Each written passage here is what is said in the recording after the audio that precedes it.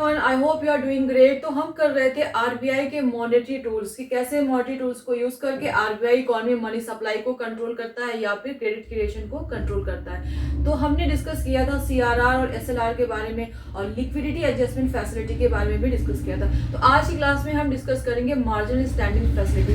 तो before discussing marginal standing facility, let's have a quick revision of the previous class कि हमने previous classes में क्या discuss किया था। हमने स्टडी किया था एनडीटीएल के बारे में, एनडीटीएल और एनडीटीएल का 1% कमर्शियल बैंक सीआरआर के फॉर्म में रखते हैं आरबीआई के पास और एसएलआर के फॉर्म में कमर्शियल बैंक्स लिक्विड एसेट के फॉर्म में अपने पास रखते हैं। तो सीआरआर अभी करंट कितना चल रहा है 4.5% और एसएलआर है 18%, राइट।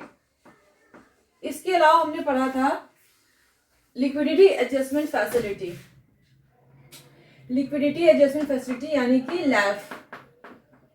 तो हमने पढ़ा था कि एनडीटीएल अगर किसी भी बैंक का 100 करोड़ है, 100 करोड़ है, तो अगर सीआरआर 4.5% है तो इट मीन्स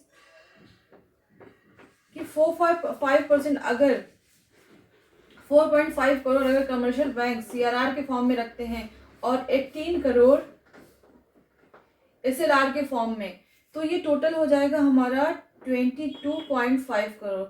तो अगर 100 करोड़ से 22.5 करोड़ हम डिडक्ट करते हैं तो ये हो जाएगा हमारे पास 77.5 करोड़। इट मीन्स कि कमर्शियल बैंक्स के पास अब बच रहा है सिर्फ 77.5 करोड़। तो इस 77.5 करोड़ से ही वो क्रेडिट क्रिएशन कर सकते हैं। इससे क्या होगा, इकोनॉमी में मनी सप्लाई कंट्रोल होगी, इन्फ्लेशन कंट्रोल होगा। दूसरा हमने पढ़ा था लैफ, लैफ यानी कि लिक्विडिटी एडजस्टमेंट फैसिलिटी। इसके अंदर हमने पढ़ा था रेपो रेट और रिवर्स रेपो रेट और reverse repo rate, reverse repo rate. तो रेपो रेट वो रेट है जिस रेट पर कमर्शियल बैंक्स आरबीआई से फंड या मनी बोरो करते हैं और रिवर्स रेपो रेट पे आरबीआई कमर्शियल बैंक से बोरो करता है जब भी इकोनॉमी में एक्सेस मनी होती है, एक्सेस मनी को अब्सॉर्ब करने के लिए।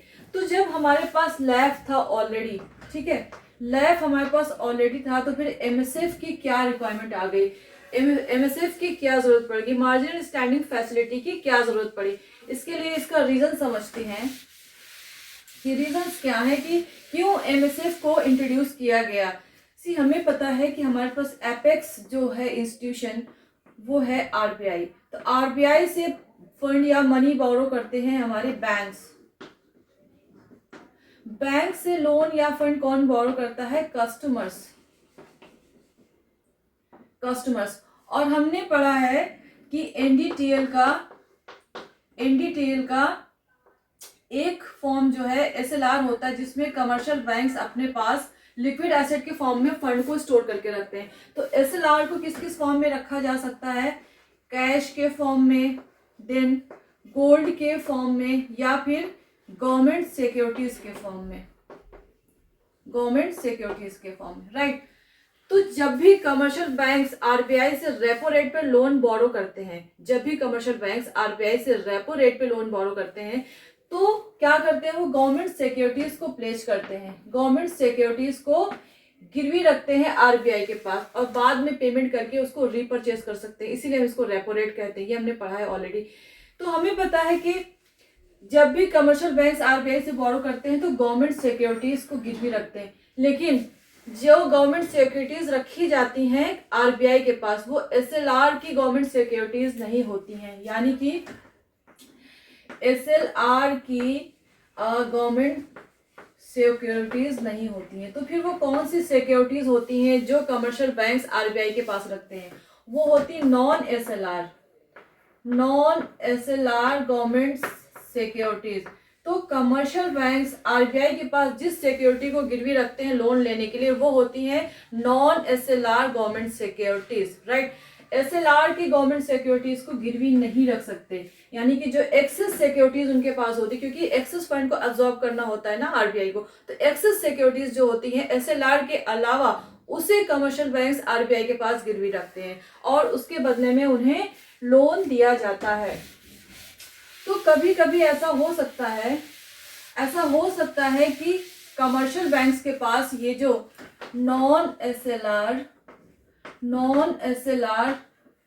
गवर्नमेंट सिक्योरिटीज हैं इनकी शॉर्टेज हो जाए, या फिर ये नॉन एसएलआर गवर्नमेंट सिक्योरिटीज खत्म हो जाए और कमर्शियल बैंक के पास कोई इमरजेंसी आ जाए कि उन्हें लोन की रिक्वायरमेंट हो, तो उस कंडीशन में वो क्या करेंगे? अगर कोई इमरजेंसी आ जाती है और नॉन एसएलआर गवर्नमेंट सिक्योरिटीज भी उनके पास नहीं है, और हमें पता है कि रेपो रेट के थ्रू जो बैंक्स लोन लेते हैं आरबीआई से वो नॉन एसएलआर गवर्नमेंट सिक्योरिटीज को प्लेस करके लेते हैं। तो जब नॉन एसएलआर गवर्नमेंट सिक्योरिटीज की शॉर्टेज हो गई है तो रेपो रेट पर तो लोन लिया नहीं जा सकता, राइट? रेपो रेट पर तो उन्हें लोन मिलेगा नहीं, तो अगर उन्हें लोन की रिक्वायरमेंट है तो वो कैसे फुलफिल किया जाएगा?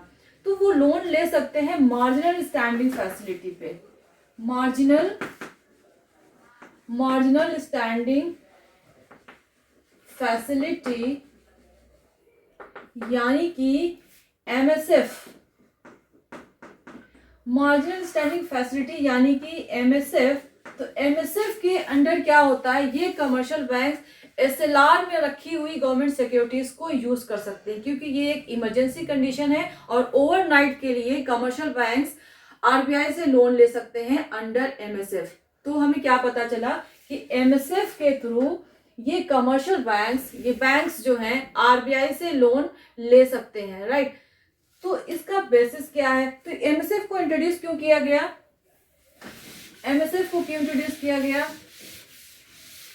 इसका पर्पस समझते हैं कि एमएसएफ को इंट्रोड्यूस क्यों किया गया, फिर इसका रेट समझेंगे, देन उसके बाद लिमिट, देन मैकेनिज्म, राइट? तो पर्पस क्या था? पर्पस था to help commercial banks during the time of emergency, when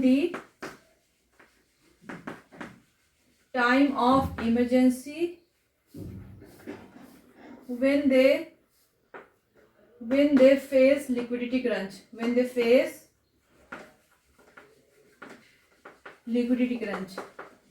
कभी कभी क्या होता है, बैंक के पास इमरजेंसी आ जाती है और उन्हें ओवरनाइट के लिए फंड्स की रिक्वायरमेंट होती है। तो उस प्रॉब्लम को सॉल्व करने के लिए, बैंक को उस प्रॉब्लम से निकालने के लिए एमएसएफ को इंट्रोड्यूस किया गया। अच्छा, एमएसएफ को इंट्रोड्यूस कब किया गया? MSF was introduced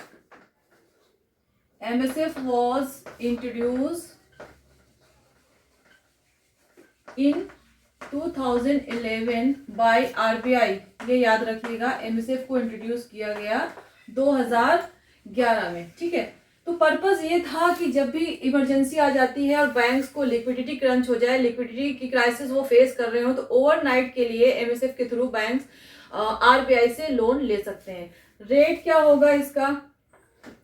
MSF rate is higher than repo rate. MSF का रेट जो होगा रेपो रेट से हायर होगा। अगर रेपो रेट हमारा है 4.5%, 4.50, तो 0.25 ज्यादा ही होगा। तो एमएसएफ रेट कितना हो जाएगा? 4.75%। तो एमएसएफ का रेट हमेशा रेपो रेट से ज्यादा होगा, ये याद रखिएगा। लिमिट क्या होगी इसकी? एमएसएफ के अंडर जो है बैंक्स लोन ले सकते हैं अपने एनडीटीएल का 2%, एनडीटीएल का 2% ही लोन ले सकते हैं। ऐसा नहीं कितना भी अमाउंट बोरो कर सकते हैं, नहीं, एनडीटीएल का सिर्फ 2% ही एमएसएफ के अंडर लोन लिया जा सकता है। अच्छा, मैकेनिज्म क्या है? मैकेनिज्म ये है कि MSF is used as a last resort when all other options are closed for the banks.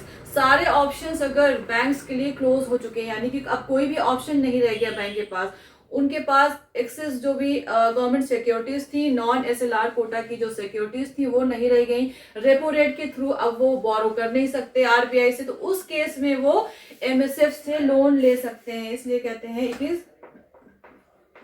It is used as the